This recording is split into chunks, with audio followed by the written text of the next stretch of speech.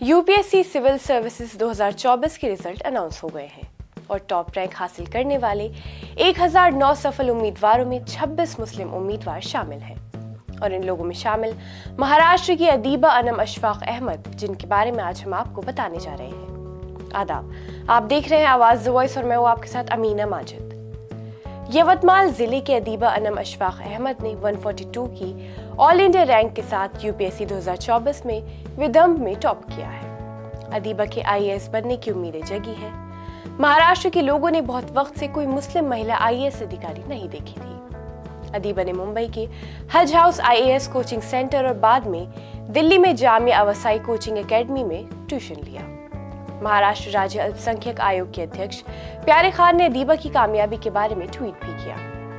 अदीबा खान पहले भी यूपीएससी के इंटरव्यू राउंड में गई थी, लेकिन लास्ट राउंड में जगह नहीं बना पाई थी।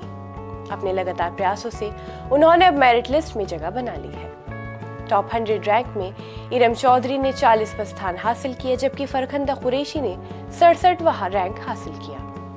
उनकी सराहनीय कामयाबी के बावजूद इस साल मुस्लिम उम्मीदवारों की कुल सफलता दर 2.57% है, जो पिछले वर्षों की तुलना में काफी कम है। वही जामिया मिल्लिया इस्लामिया की रेजिडेंशियल कोचिंग एकेडमी RCA से इस साल इंटरव्यू के लिए उपस्थित 78 में से 32 उम्मीदवारों का सिलेक्शन किया गया, जिसमें उम्मीदवारों में 12 महिलाएं हैं। उल्लेखनीय है कि all India rank 33 Alfred Thomas, rank 40 Iram Chaudhary और रैंक 51 रुचिका झा ने जामिया RCA में कोचिंग हासिल की। अलीगढ़ मुस्लिम यूनिवर्सिटी के RCA के स्टूडेंट्स ने भी अपनी छाप छोड़ी है, जिसमें शकील अहमद रैंक 506, यासिर अहमद भट्टी रैंक 568 और नजीर अहमद बिजरान रैंक 847 सफल उम्मीदवारों में शामिल है। 1009 उम्मीदवारों में से 355 general category, 109 economically weaker section, 318 other backward classes, 160 schedule caste और 87 शेड्यूल ट्राइब से हैं।